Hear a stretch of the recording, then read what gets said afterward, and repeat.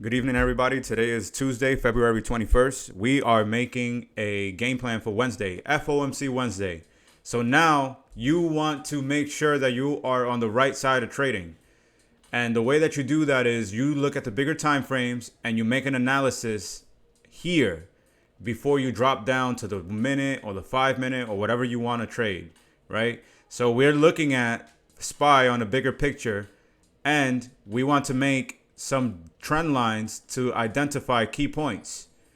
So we're going to start off by starting from the top, and we're going to make a line coming down like this, and we're going to make a trend line in the most significant area.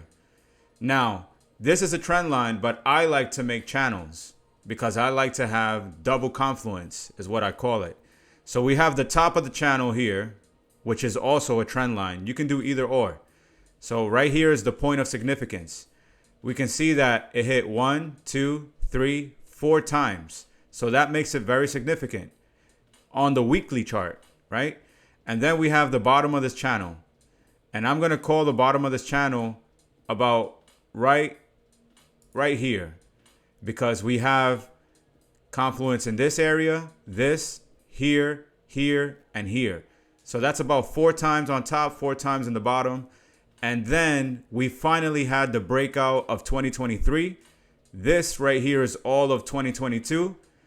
And we had a breakout in 2023, right? So it broke out. And then it's important to notice we had these 2 weeks of buying, followed by 2 weeks of candles that had no direction. This right here is when no buying or selling is going on, because the candle opens and closes around the same area. It's important to notice this on the weekly. A week ago, I mentioned that we had this close of the candle, right? And then if it didn't reclaim, there's a possibility that we can go down.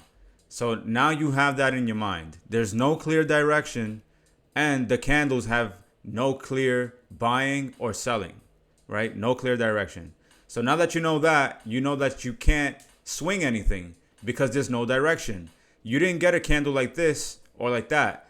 Right now, because of today, we have one candle of selling that looks to be full for the moment, but tomorrow's FOMC. So we could very well make a U-turn, and this candle could turn green for the next bullish move up. Or we can come down and retest this 2022 trend line right here, right? So we could come, break out, retest, and then up to the upside, right? So what does that mean? That means that now you first have to make your price, your trend lines, and your price levels on the daily chart, right? So we're going to start on the daily chart. We're going to make our price levels right here, right? Area of significance right there. Then you have right here, because you have support, support, support. Then you have right here, right? Support here, support here, support here, also resistance, right? Then you have another one here. Okay, so now we have our levels. So now that we have our levels, we see that right here coincides with the fact that this is the trend line and this is a level. So this is a strong buying area here, correct? So now that we have this strong buying area, we can make a prediction on what can happen, right? So now we have one red candle. Tomorrow, there's no trading until the news comes out, because you don't want to predict the news. If you see an opportunity before the news comes out, then you need to manage your risk accordingly and not trade size, because there is no conviction. Like there's no conviction here on the daily chart, and there's no conviction on the hour. So now you have to look at the SPY weekly and know that this might just be a retest. So tomorrow we can see FOMC come down and then the market bounce, right? So now we have no conviction. The next thing you want to do is trade for cash flow. What does that mean? That means that we're only going to make a bias based on the hour chart. If you're making a bias based on the hour chart, then that means that you cannot allocate the full amount of money that you would normally allocate when everything is facing one way. So now that we're looking at this, we're taking short-term cash flow trades, right? So you have a bearish trend on the hour, and it's below. On the daily candle, it's red. So that means it's below the opening price. And then you have here a bearish trend on the hour. So you're looking for a bearish trade. That's it. And it's short term because the market is not decided yet, has not decided the direction. So now you're looking for moving averages here to be in the right direction along with the hour. And then you simply look for an entry here. You look for an entry. You might have had an entry here. You might have had an entry here. You can look at price levels on the smaller time frames as well. But I'd like to stay away from that and just look at the entries with the moving averages. Okay.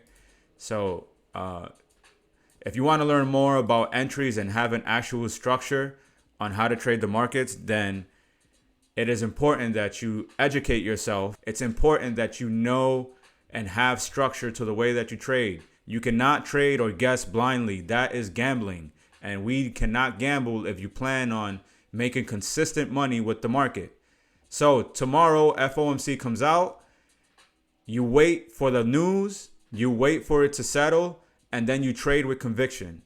If you're going to trade anything during the news or before the news, make sure that it's money that is not going to hurt you.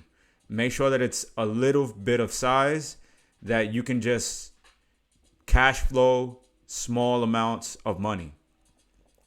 So don't have a bias. There is no bias right now other than this bounce here, which also, aside from coinciding with this trend line, if we draw another trend line going up from here like this, then you can clearly see that we can also have a bounce there. So this is a crucial level for SPY to bounce, right? You can see that this trend line bounced here, and now we can expect another bounce. So always remember, the trend is your friend and stay on that side. Have structure to your trading. Make sure you have a good risk to reward, and don't be foolish. Don't trade money that you cannot lose in a market that does not have a decision. Okay? I'm not swinging in this market right now until it shows me a bounce on the weekly and it gives us direction. I want to see at least 2 weeks like this, and then an entry for good swing trades. All right, stay safe, wait for the news, and I'll see you in the next video.